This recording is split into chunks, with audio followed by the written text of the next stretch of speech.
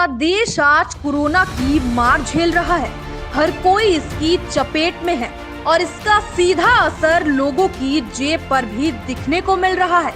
लोग अब रोजगार बंद होने और कोरोना के डर से परेशान होकर गांव की ओर रुख कर रहे हैं। वहीं आज जब न्यूज़ 31 उत्तराखंड की टीम ने देहरादून शहर के आईएसबीटी का मुआयना किया तो आमतौर पर लोगों से खचाखच भरा रहने वाला आईएसबीटी कोरोना की मार झेलता नजर आया है। इस दौरान आईएसबीटी में गिने चुने लोग ही आवाजाही करते दिखे।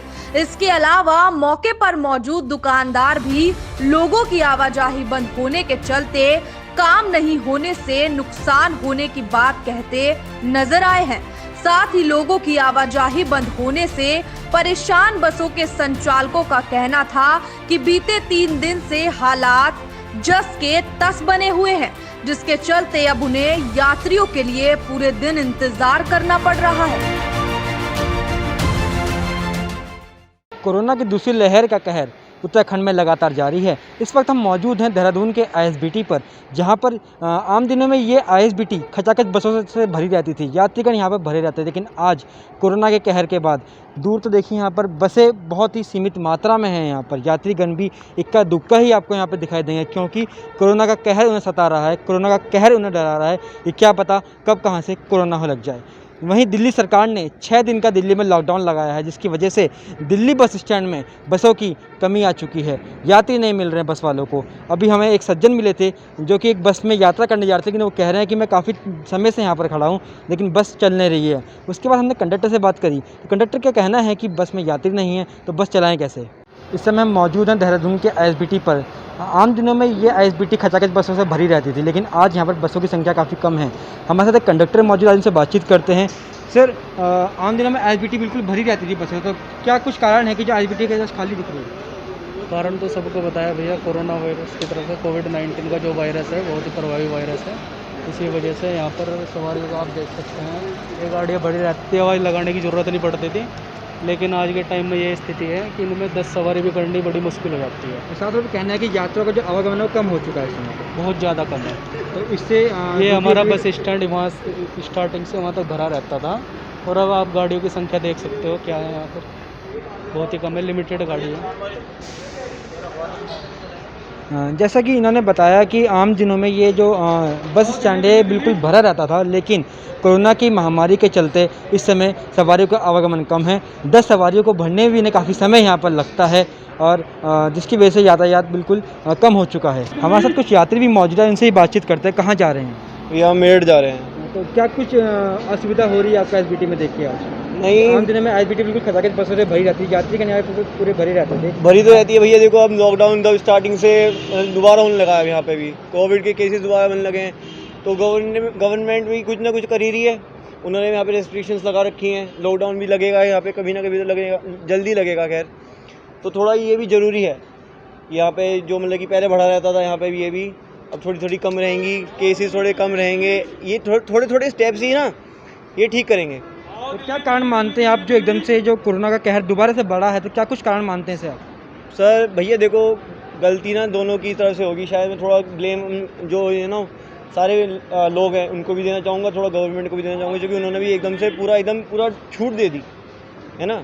अभी जो कुंभ है थोड़ा इसका भी थोड़ा किया है, इसी वजह से भी बहुत सारे केसेस बढ़े हुए हैं। अब देखते हैं कैसे होता है। जी बिल्कुल, इनका साफ तौर पे कहना है कि जो गलती है खामियां वो दोनों की हैं, सरकार की भी और आम जन की भी। सरकार को भी एकदम से लॉकडाउन को पूरा नहीं खोलना चाहिए था और आम जन को भी अपनी लापरवाही नहीं बरतनी चाहिए थी। केसेस जो एकदम से इतने उछाल मार रहे हैं, तो क्या कुछ कारण मानते हैं? कारण क्या है, जब जैसे मार्केटों में लोग अपने आप इसमें स्थिति में नहीं है, जैसे इकट्ठे हो जाते हैं, मार्केट में घुस जाते हैं, सब्जी मंडी में घुस जाते हैं, या कई जैसे बसों में भी इकट्ठे हो जाते हैं।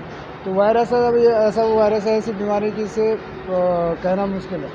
हमारे साथ एक दुकानदार और मौजूद है, उनसे बातचीत करते हैं। कब से अपनी दुकान लगा रहे हैं यहाँ पर? सर ये आपका सितंबर लास्ट में लॉकडाउन ख़त्म हुआ था, अक्टूबर 1 से हमने चालू किया था। तो क्या कुछ फ़र्क दिखा है आपको जो सरकार ने लॉकडाउन को खोला था और अब में? जी बहुत फ़र्क है। ये जो पहला वाला लॉकडाउन था आपका, तो वो तो कुछ भी नहीं था। आज तो स्थिति उससे भी ज़्यादा और ख़राब है।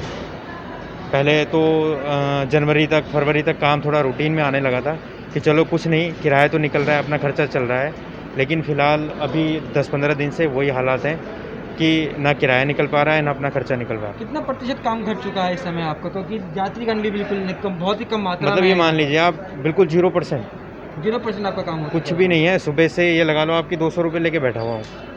अब इससे ज़्यादा हालत बुरी और क्या होगी। तो क्या कुछ कारण मानते हैं जो कोरोना की चीज़ एकदम से इतना उछाल मार रहे हैं, क्या कुछ कारण मानते हैं इसका? कोरोना का देखो, एक तो लोग जो लापरवाही बरत रहे हैं कि सरकार कह रही है कि मास्क लगाएं, 2 गज़ दूरी रखें, अब लोग उसका पालन नहीं कर रहे हैं। तो सरकार भी अपनी तरफ से ठीक ही कर रही है कि थोड़ा सा सख्ताई कर रही है। लेकिन मेरा मानना ये है कि अगर आप बंदी करना है, आपको लॉकडाउन ही लगाना है, तो 2 दिन आप संपूर्ण लॉकडाउन लगाएं ना।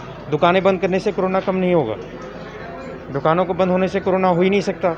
मेन जो है, आप अगर बंद करना चाहते तो पब्लिक ट्रांसपोर्ट भी 2 दिन के लिए बंद करें।